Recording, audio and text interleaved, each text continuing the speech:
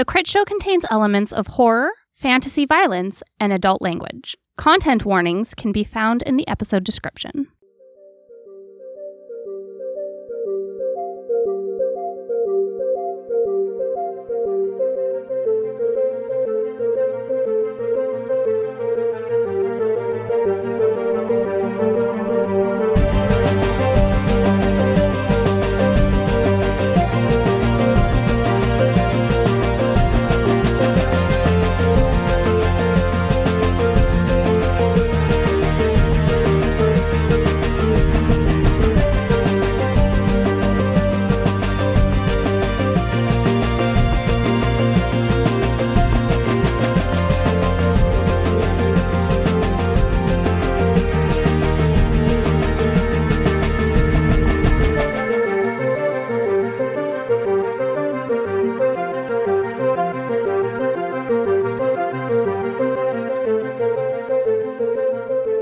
Hello, everyone, and welcome back to The Critshow, where we are playing the Clockwinders.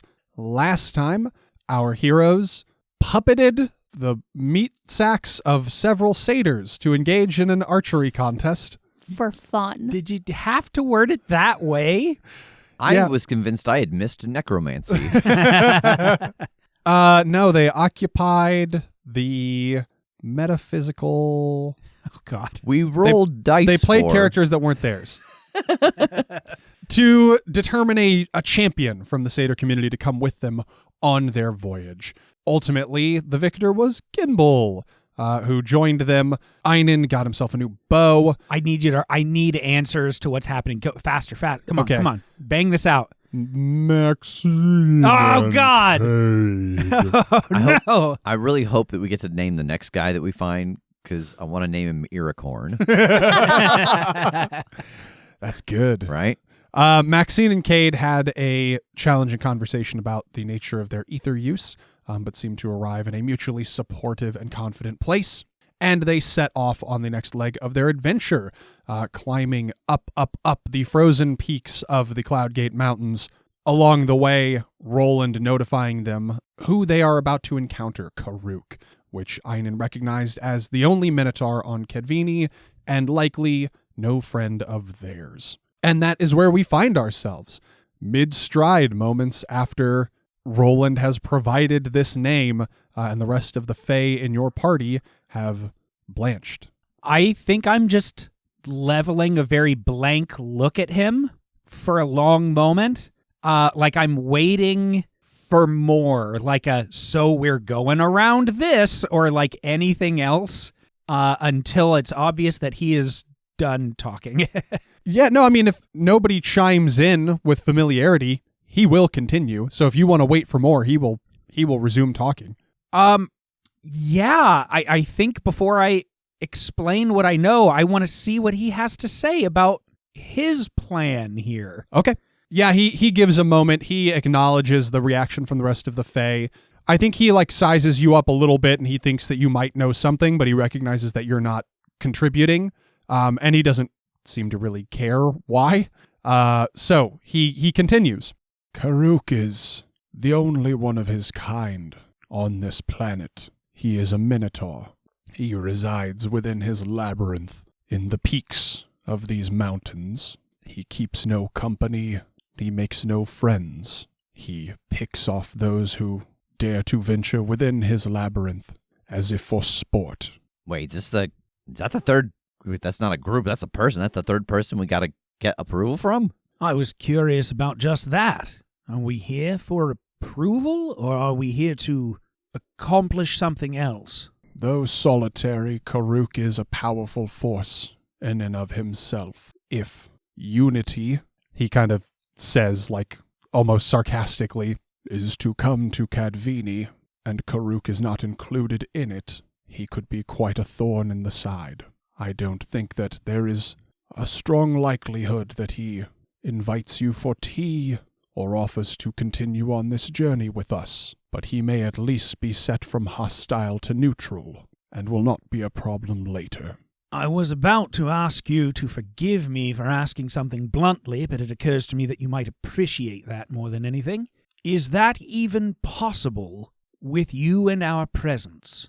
You see that very small hint of a smile under his hood. What is that supposed to mean?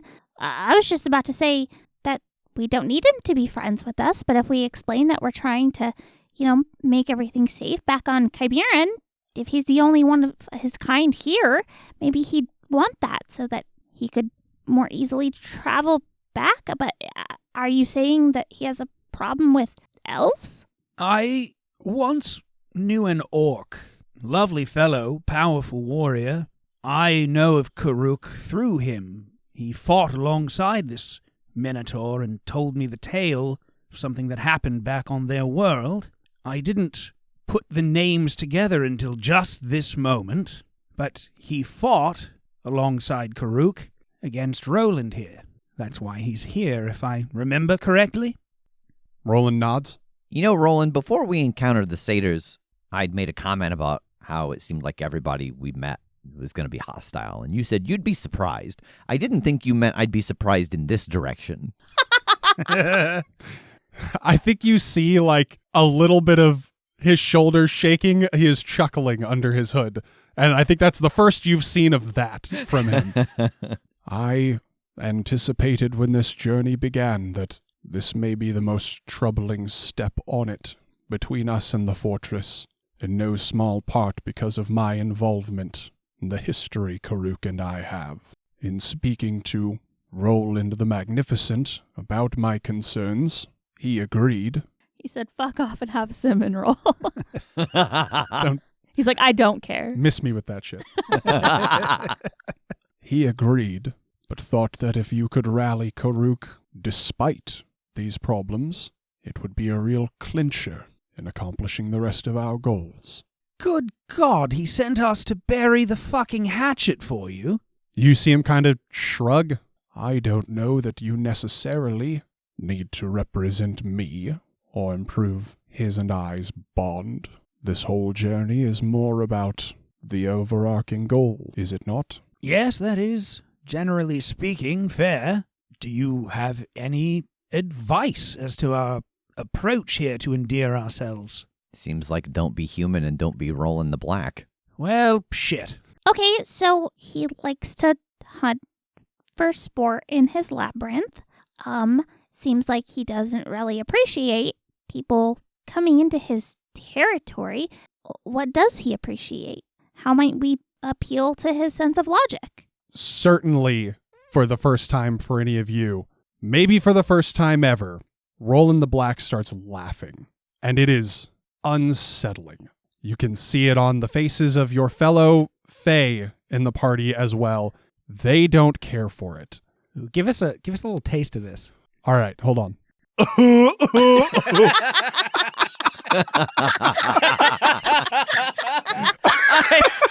see why he holds that.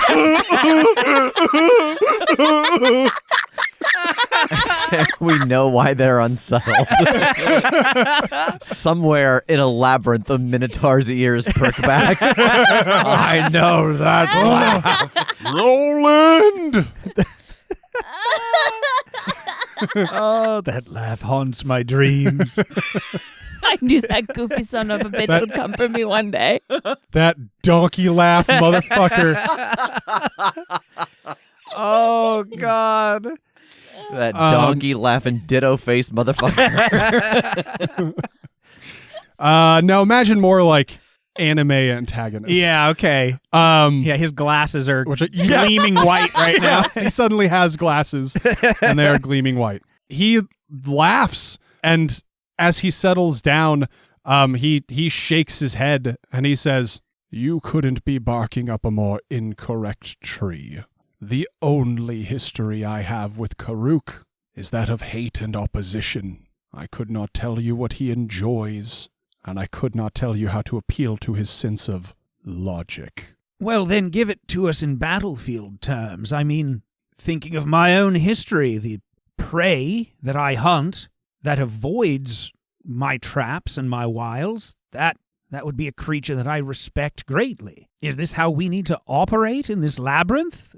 As prey that needs to outsmart him?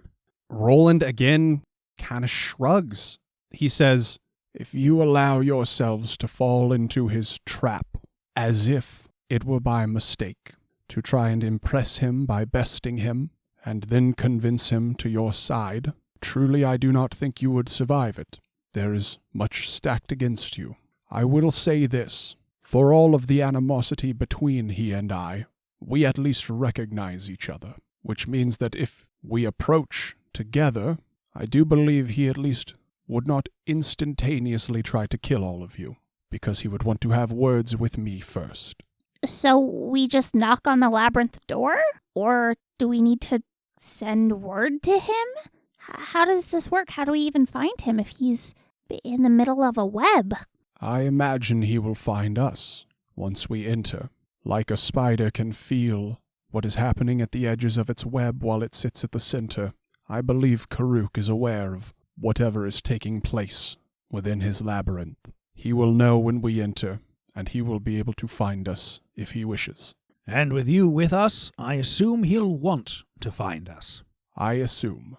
Just out of curiosity, in case we have to deal with an altercation, I'm vague on the details. Was it that your army beat his, or can you say that you directly bested him? Two things can be true. Well, that puts a bit of pep in my step with the idea of us having to fight him if it comes to that. Oh yes, I'm far more confident in my ability to take Karuk head on. Well, then it sounds like you should probably lead the way. You hear him kind of under his breath go, I didn't say that I'm totally confident. I'm just more confident. Well, also, if we are breaching a labyrinth, we have the Prince of Challenges with us as well. And I give Wazine a little ruffle of his hat. Wazine is like wide-eyed and like shaking his head at you. He's doing like the cut it out gesture. He's looking around for who you're talking about. Yeah. He's like, no, I'm the king. I think about a couple minutes into this conversation, Kade goes away for a second. Not physically, but mentally. Oh, okay. He just leaves.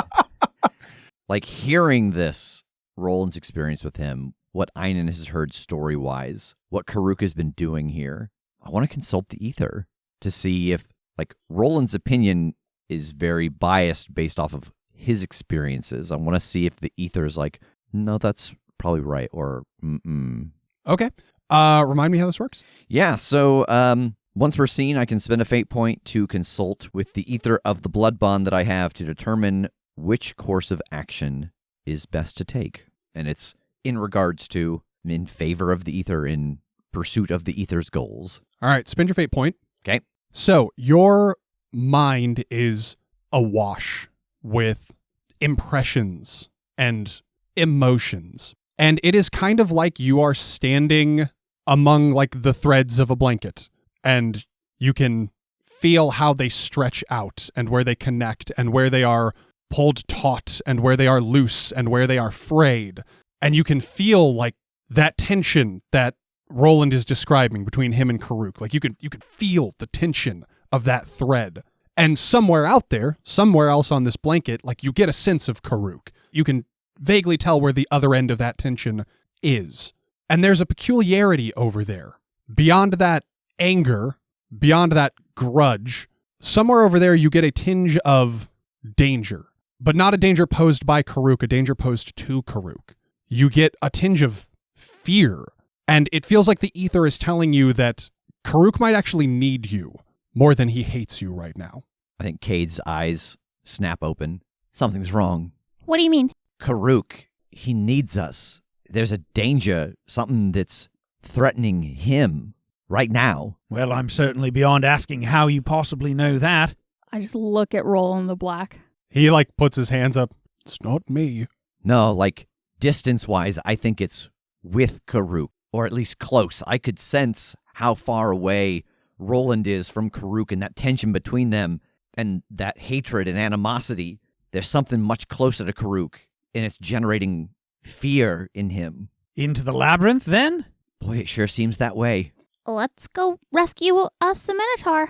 You see a little like quirk of Roland's head under his hood. A little bit of a frown, kind of like of confusion. he doesn't vocalize anything. It just seems like that's not something he expected, and he's not precisely certain how to proceed from here. I know you said that all that's between you and him is animosity, and that we're barking up the wrong tree to understand him. But you coming with us to help save him from whatever this danger is, that's a damn good start. Gimbal pipes up. So fast. I need a voice for Gimbal. I haven't voiced Gimbal yet. True. I have to find it. There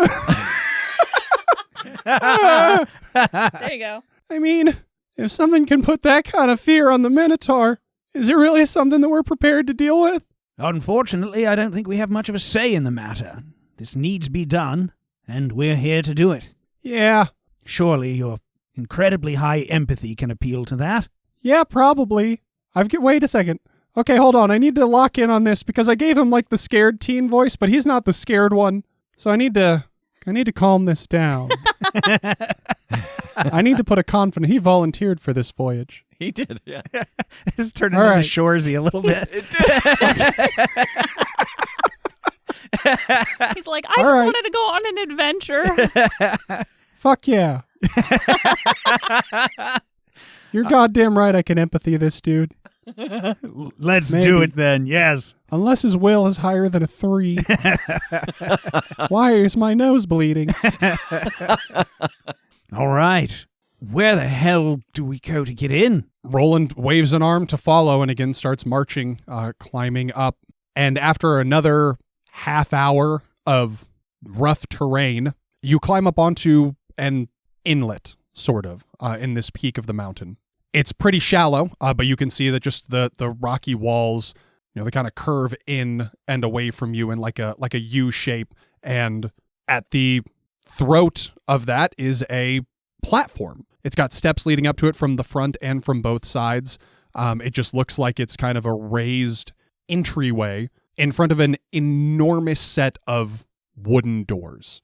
In those doors, you can see carved a relief that looks like a stylized visage of a minotaur, like a bull's face with horns and furious eyes, but very kind of cartoonish. Not silly cartoonish, but not photorealistic by any stretch of the imagination. Sure. And those doors are shut. Anyone know if we should expect any traps to get in, or should I just push the damn thing open? And I'll, kind of inspect the doors as I walk up. Yeah, I think with your guys' combined skill set, you don't notice anything tricky about the front door. And as you are approaching, Roland chimes in, "No, it's not about preventing you from entering. It's about preventing you from leaving." Fair point. Well, shall we then? Yeah. I'll crack open the door. You open the door, and it creaks, and that creak echoes loudly into the chamber beyond. It's sort of tough to move, Einon. It doesn't seem like this door is expertly maintained or anything. So it takes a little bit of your strength to push it open. And you are looking into a large rectangular chamber. It's probably 30 feet deep and twice that wide from what you can see. You're kind of coming in on the long end of this rectangle. The floors in here are what was once a nice stone brick pattern that has clearly fallen into disrepair over maybe centuries at this point from whenever this was originally built. You can see that the ceiling is supported by gigantic columns, and the ceiling above is just rough-hewn stone. This was just carved out of the mountain. The floors and the walls and everything were finished, but it was just built up to the natural ceiling, the natural top of the cavern within the mountain. And at that far side, you can see that the room kind of narrows into a doorway that looks like it extends to the left and to the right and just kind of dead ends right ahead, 5 feet beyond that doorway. Like the entrance to a hallway, maybe the beginning of the labyrinth itself. Well, we definitely gotta commend him on his creepiness factor. Yes, I love this already. Do we need, torches and stuff out, or is it lit? I think I definitely have my lantern out regardless. Yeah, I mean, as you open the door, the light being cast in from outside is enough to illuminate this room, but you don't see like a consistent light source otherwise within this room. I think around the corners beyond, you see like some flicker of light, like maybe something is lit elsewhere within these halls. But like this room itself would be dark if you close the doors behind you. It seems like you're going to need your own light sources. All right. Be careful going around this first turn. If I know anything about a labyrinth, the first thing that we're going to encounter is ads. You all heading through the doors and into this first antechamber? Yep. Okay. Are you closing the doors behind you, or are you leaving it open? I think leaving it open, we'd want as much light as we can get from outside. Yeah, as you all enter and get a little bit of a better look in here, I think you notice pathways on either end, to your left and to your right, that seem to extend into other rooms or alcoves beyond this one, but they do extend like 5 feet before they dogleg, so you can't tell from here what is down those paths. And then, yeah, there is a small staircase leading up just a few feet to that entrance, that hallway at the far side that Einon had clocked when he opened the doors. It seems like the entrance to the maze. I'm watching the floors this whole time, 'cause I don't want to fall into another lake. Okay. Before we get moving too fast, do we have general opinions on whether we should be trying to alert Karuk that help is on the way, or keep quiet so as not to alert whatever has him endangered? I look at Kade. Did you get a sense that whatever this thing that's a danger to Karuk, it'd be best not to let it know about us? Or does it matter at this point? If what Roland said is right, Karuk knows we're here just by being in here.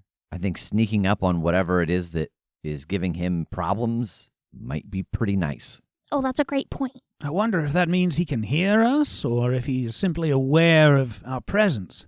As you are chatting, Your voice is echoing through the cavern. you hear a voice. I told you what would happen the next time I laid eyes on you, Roland the Black. You hear this voice echoing in from beyond this chamber, within the hallway that leads to the maze. And you hear heavy footfalls headed in your direction from around that corner. Well, this seems adverse to what we're trying to accomplish. I want to peek around that corner and remind you of a stunt that I have called Sixth Sense, Okay? which means you tell me when I'm seeing something that is not what it appears to be due to ether or its user. Okay. You peek around the corner, and you see a goddamn minotaur lumbering in your direction. Dude's easily 9 feet tall, like 550 pounds of pure muscle. Dude's built like a brick shithouse. He is carrying a gigantic double-headed axe. His skin and fur are black. You can see glowing blue ether runes running up his arms to his shoulders, and you see that he is wounded. You can tell that were it not for this stunt, you wouldn't see that. It is being glamored, but you can see past the glamour. He has a significant gash in his abdomen, tracing its way up around his side across his ribs. And you recognize it as the after effects of a bolt of crackling ether. Is there any green in his eyes? There is not. I turn back to the group. He's coming. He's real, but he's been hurt, and he's been hurt very specifically by ether lightning. All right, so we have an ether user here. Oh, shit. Yes. Do we think this is another one of Sevna's acolytes? Yeah, I don't know how common ether powers are amongst them. Yvain was the one who used the lightning. Is that not something that ether users can just learn? You did, right, Kade? Yeah, but again, it's because I just kind of absorb the things that I see and try them. Either way, we don't have time for that, as we are being bared down upon. Yeah, these thundering footsteps getting louder and louder as he approaches and rounds the corner. As he comes around the corner, but there's no time to talk. I think I just have to make this decision. I'm going to use ether to make myself and Maxine and Armalus invisible. Okay. Is this something you've done before? It's not something I've done. It's something I've seen, and I just spent time with the satyrs learning about using ether as passive defense to be undetected. Okay. All right. Why did you pick 3 specific people? because I think 3 people have to deal with him, and the other 3 of us have to go out and find whoever is pushing him. And it feels like the 3 that I didn't make invisible are the most capable of dealing with the angry Minotaur. Okay. And it would be boring story-wise if the 3 players went one way and left the NPCs to deal with the Minotaur. All right. Why don't you create an advantage with lore? I think this is going to be really fucking hard because it's one you haven't done. You're doing it to multiple targets. I had some training. Yeah, it was presented to you as a possibility. Yeah. I'm going to call this a 6. Fuck off. I feel like we do a lot of 4s for Yeah. like challenging things, and I feel like this is harder than that. I think this is a fantastic difficulty, Okay. and you got fate points and aspects and shit. So 6. Hell yes. that would be a tie. Do you want to spend anything to make it a success? This is again a create an advantage. So this is a matter of how many free invokes you get on this aspect you're creating, depending on your success level. Right now I would get none. It would just exist. You're just invisible, but with no You would sort of free benefits from it. you get a boost. Yes, but yes. it would have this aspect would have no free invokes on it, but you would get a separate boost.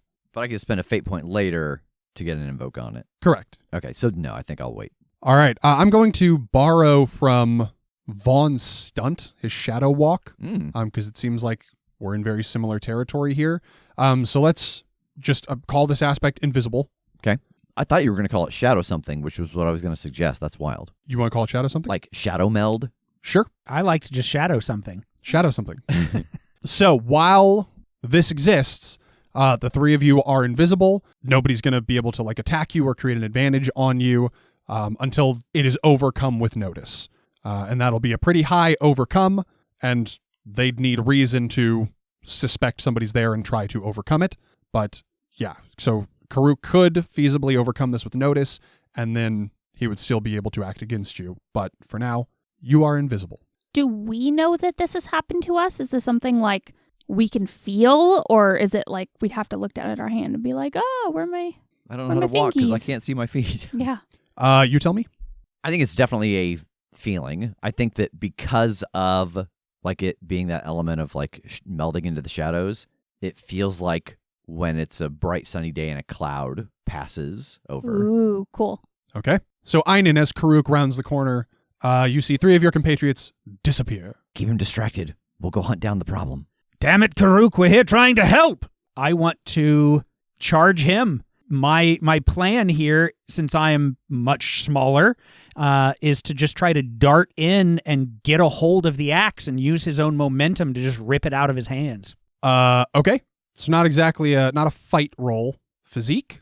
Athletics? Yeah, give me an athletics roll. He is going to defend. I think this is probably physique because he's trying to resist being disarmed. Fair. It is just outstrengthening you. Well, I'm glad that Minotaurs are notoriously low on physique. Yeah. I'm at a 3. He got a 5. Oof. Boy, this is tough. I am the boogeyman. I know his name. There's a chance he knows mine. And I just want to, like, especially seeing these others disappear, I am making myself the target here. Okay, that would get you up to a tie. I think that's where I'm going to stay for the moment. I think I am going to invoke one of his aspects. Knows these halls like the back of his hoof. Ooh. I think that in addition to having physicality on you, he has position on you. And he uses that to his advantage to prevent you from disarming him. What if I used my boy Biter, because this is a charge versus charge scenario, and I've been training with that rhino how to stay low and hit high. I love the thought that it's not that you've been training how to do this with the rhino, it's the rhino's been teaching you personally how to do it. 100%. Getting Miyagi'd by the rhino. That's outrageous, but I'll allow it. I can't believe that. I'm so excited right now. Yeah, I mean, like that aspect just kind of represents the nature of your relationship with the rhino, and if that's a learning relationship, then who am I to stand in the way? The game master. Oh, Yeah. you're right. No, never mind. No, it's fine. Oh, that's me? That's me. Oh, no. All right, so we're back at a tie. Yep. I don't feel like I can justify either of his other aspects. Really? after what you just justified? Oh, really? This is hard for you all of a sudden? Did you listen to the bullshit that I just sprayed all over this table? Real steep hill suddenly. I try to hold myself to a higher standard That's fair. than I hold you guys to. Yeah, that's fair. No, I mean, because I will reveal you these aspects for free. Last Minotaur of the Fae and angry all the time. And I don't feel like I can leverage either one of those into why he's particularly better at not being disarmed right now. Like, maybe... Rev, I know the look that you just had. Stop Yeah, talking. sorry. No, help me. Like, I can kind of see angry all the time as just like he's so fucking pissed that he won't allow this to happen, but that feels kind of weak to me. I mean, that's my secret, Cap. Like, he's always ready for a fight if he's angry all the time. That's true. But I'm just a player. Don't listen to me. Listen to your heart. How many more fate points do you have, Tass? I don't even know how to count. Do you have the one? Shut up. Or are you out? Listen, it's early in the fight for both of you. These are valuable. Tass has spent 2 so far, at least. Well, he spent a free invoke. Oh, yeah. But I could keep my 2 Yeah. Do you want to and be at a tie. Do you want to keep your weapon? I think is ultimately the question. Well, and you're not just trying to disarm him. You're trying to like reposition him, right? You're trying to judo him with his weapon. I mean, more or less. Like, I think that's just the flavor of me being able to get the weapon from a much stronger foe is using his momentum.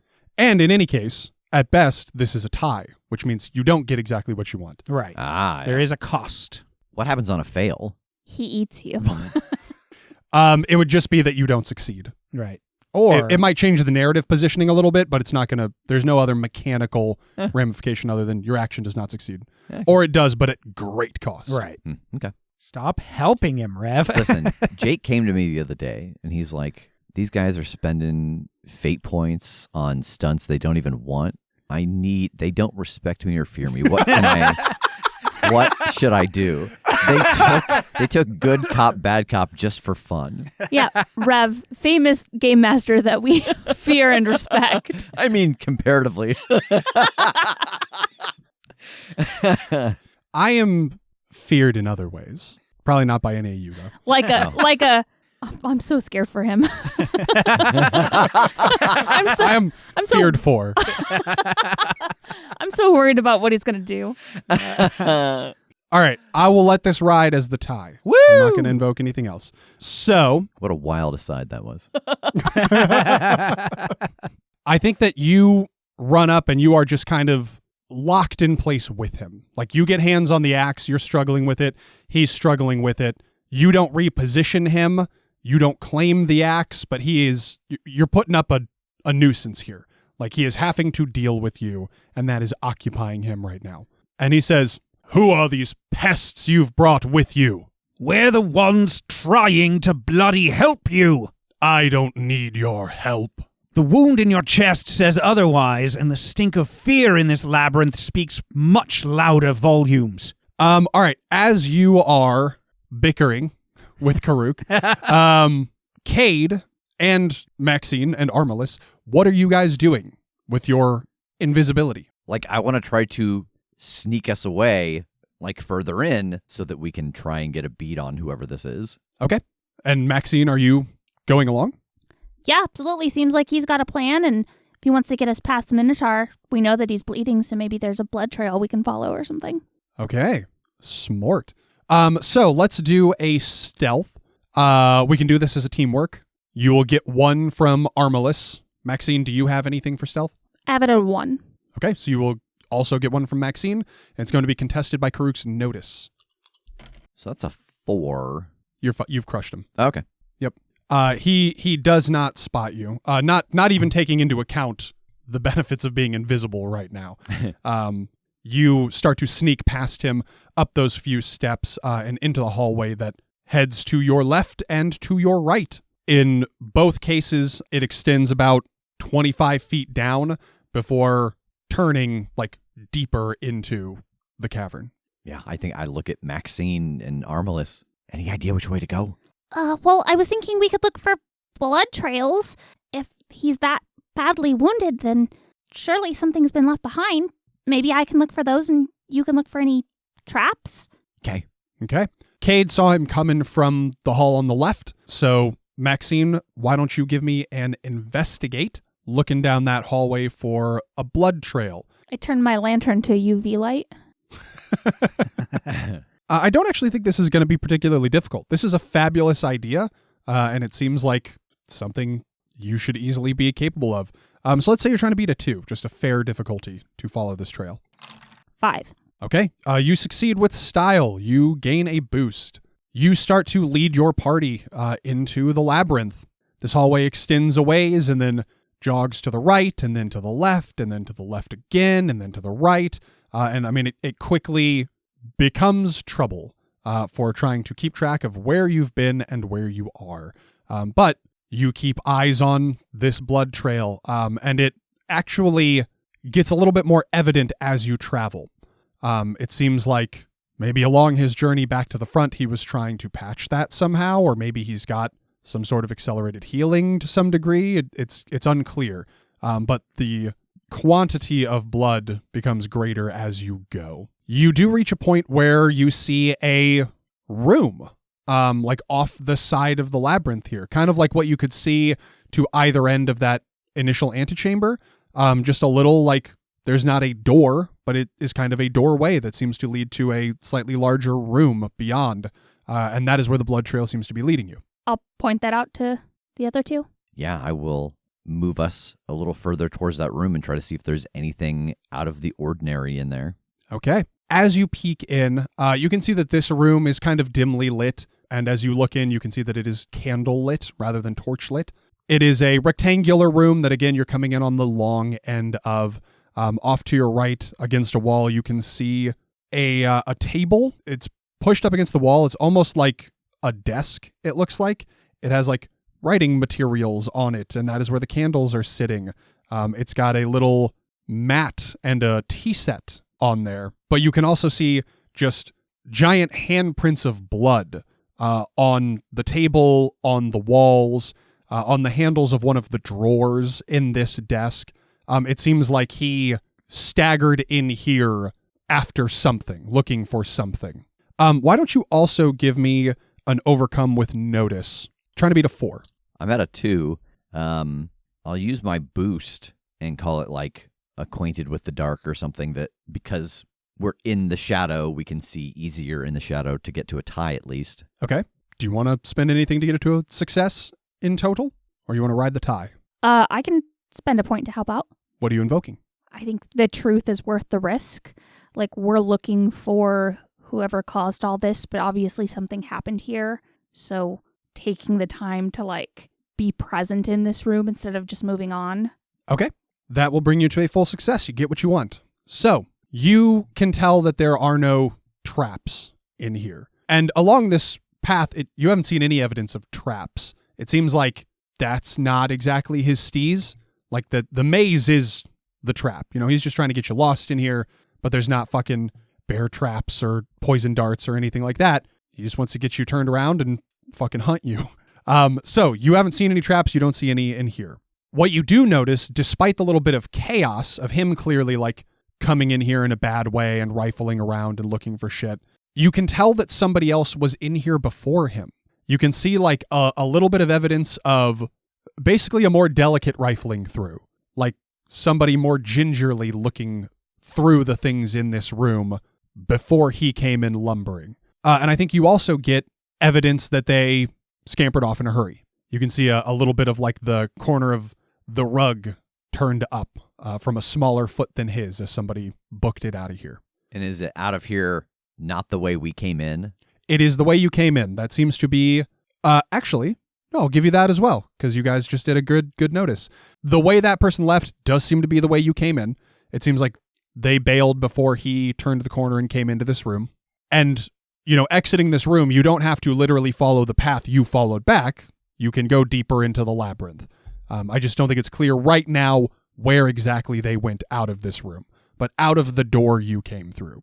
But you do notice on the left-hand wall in the corner, behind some pots that might contain foodstuffs or, you know, things in kind of cold storage, it does look like there's a false wall behind those goods. Hey, do you see that over there? Yeah, what do you think is in them? Milk or... No, behind that there's... Minotaur milk?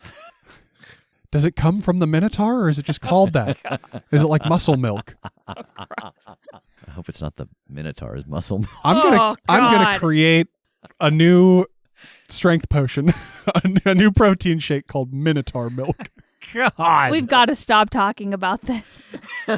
Make you strong. Like bull. This is like that book Adam's always talking to you about. What? Oh, the one with the Minotaur jizz? Yeah. Wait, what? I was joking.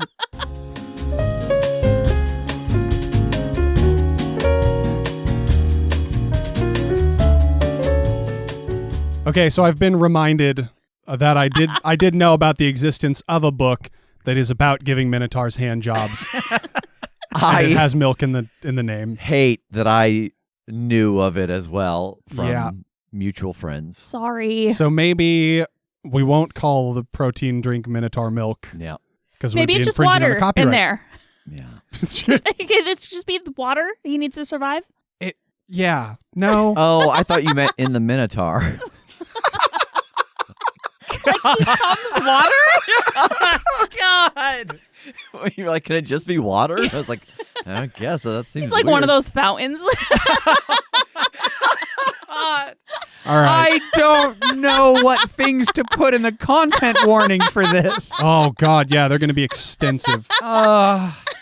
You'll know when you listen back to the edited version of this. Yeah. I want to go through the secret passageway. Yeah, I feel like I'm talking about like the edited version, and I think that might suggest to the listeners that like a lot of this was removed, but I suspect a shocking amount of this is going to remain in. Listen, I try my best when I edit, especially when I'm editing something that is not a game that I'm running. I try to let the GM's tone set what I edit out.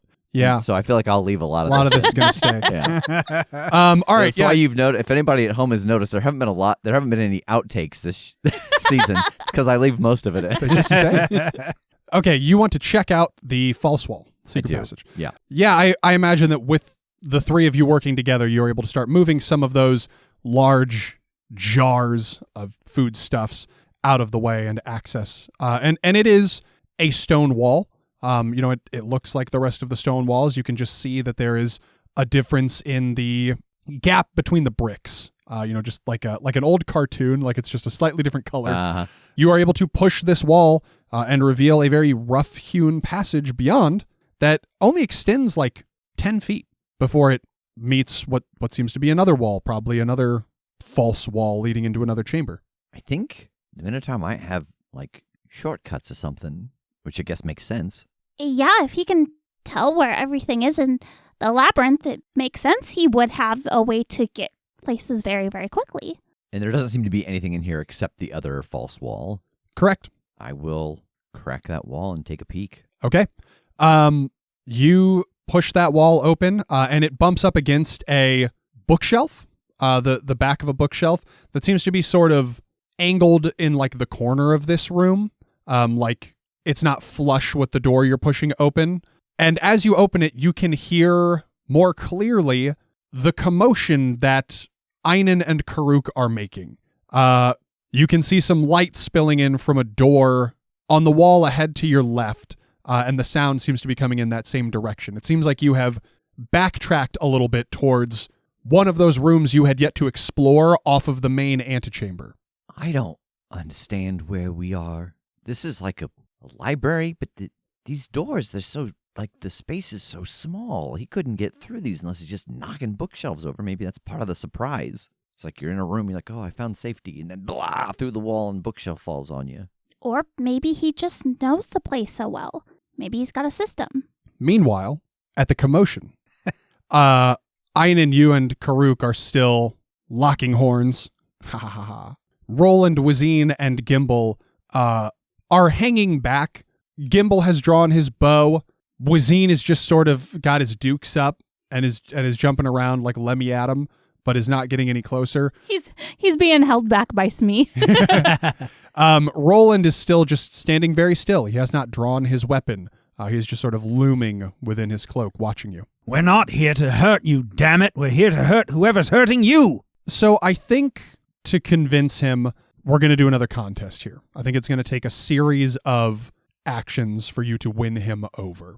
I imagine that that's going to be rapport rolls on your end, and I think he's going to be contesting them with his will, because he's kind of trying not to believe you. Like he's trying to determine the truth, but I imagine that like he is obstinate. So, he is resisting your attempts to sway him using his will. So this will be a contest to 3 victories. If you get the higher roll with rapport, that's 1 in your pocket. If he gets the higher roll with will, that's 1 in his. If you get the 3 victories, he believes you. If he gets the 3 victories first, he will not believe you. I think what complicates this a bit is there's still going to be a fight happening in between this. Like you have engaged him and you are trying to talk to him, but you are doing it in the midst of battling with him. So I think we're going to do like both an initiative and a contest. Oh, God. Yeah. Oh, like a round of one, a round of the other, a round of one, a round of the other? Correct. Like Same time, get 2 sets of dice.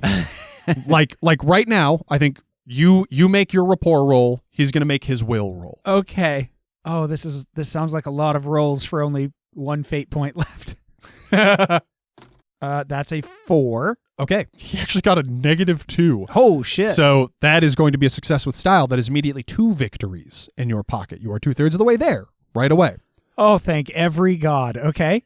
At which point we will jump into an initiative. And now he's going to hit you with an 8 shift. Really hard. I do think that I'm going to have him go first in the initiative. He'll get a turn. You'll get a turn. Gimbal and Roland will both get turns. I don't know how much they'll utilize them, but they're at least there maybe to create advantages for you or disadvantages for him or whatever. But he is going to go first. So he is going to use his stunt, which is called Bull Rush. Rushing a foe is just in Karuk's nature. He gains +2 to attack with fight when he charges a foe during a physical attack. Awesome. So I think he plants his hoofs and lowers his head and kind of empties out the weapon that you two are struggling over and just tries to ram you. Okay. Would you like to defend? Yeah, I'm going to try to roll out of the way of this. Okay. That's a 3. He got a 4 on the attack. God, I only have 1 point left. You probably won't need him anymore. I mean, I know a charging berserker when I see one, and I'm an experienced hunter. I'm going to counter with angry all the time. He is too furious to let you get away with this, to let you get past. And I reckon I'm also going to invoke knows these halls like the back of his hoof again. He is again utilizing position against you. He gets one of those hoofs on those steps behind him and uses them for leverage. Great. So that's what, 3 up on me now? Yeah, he is 3 up on you. So take that 3 shift hit, either in the form of physical stress or of conditions. I'm going to shift that down to 2 with Bulwark. Once per conflict, I reduce the damage taken from a hit by 1. You doing physical stress, or are you going to take one of your conditions? I'm going to go ahead and go physical stress. Alrighty. Yeah, he essentially headbutts you. You are not wide enough for the tips of his horns to actually get you. You kind of go between the horns as he just clocks you with his cranium, knocking you backwards a little bit. Let's say it is Gimbal's turn, and Gimbal is going to try and help you out. How?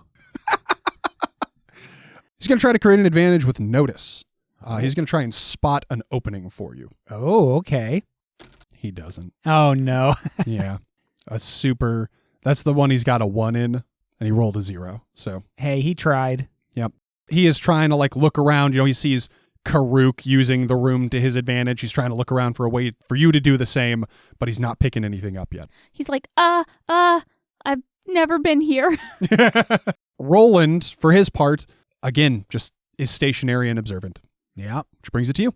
I am just as sort of grappled with him as I am, I'm just gonna functionally release him and just take a big jump back. Yeah, this isn't part of the thing where I'm trying to do any sort of rapport. So just physically, I am trying to stay between him and the rest of my party, but also disengage.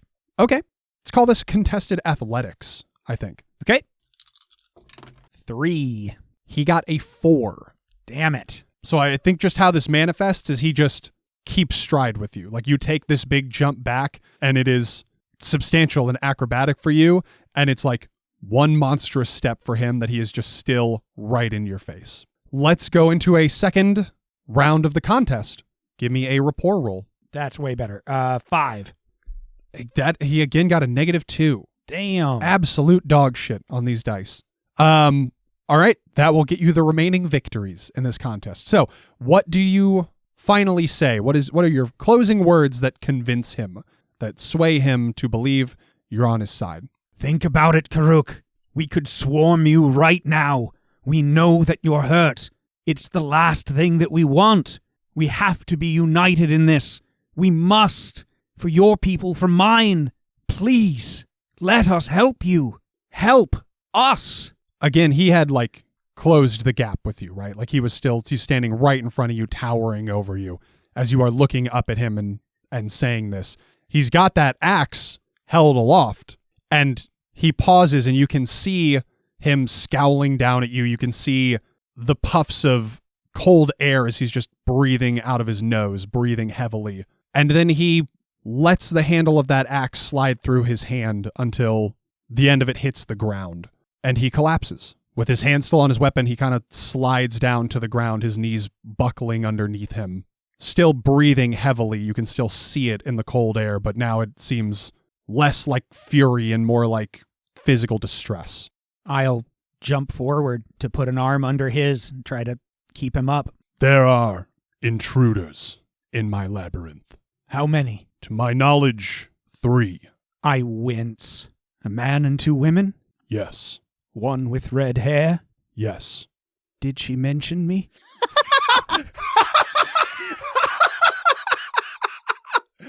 That's it. We're done. That's the end of this one. Fucking it's hysterical. I love you. All right. Thank you, everybody, for joining us for another episode. If you're interested, 3 people. if you're interested in more information about Fate or the Clockwinders, check out the episode description. You should also visit our Patreon, patreon.com/theCritShow, where among the many rewards, such as bonus content, video content, additional shows, you can also get your name read at the end of an episode. Whoa, let's hear those names. As our very special guest, just like Joshua Smith and Kitsune Chibiko. I didn't match the energy there. I'm sorry. Sorry.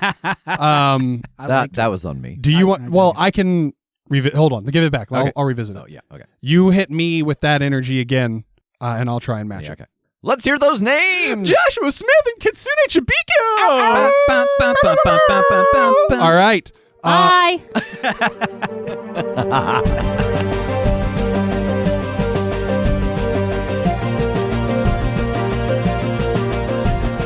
The Crit Show is a Critshow Studios production, edited and produced by Brandon Wentz, with music by Jake Purley. You can find more information about us at thecritshowpodcast.com. To keep up to date with upcoming live shows, contests, and other special events, follow us at The Crit Show on Facebook, Instagram, and Twitter. For even more weekly content, join us at patreon.com/thecritshow.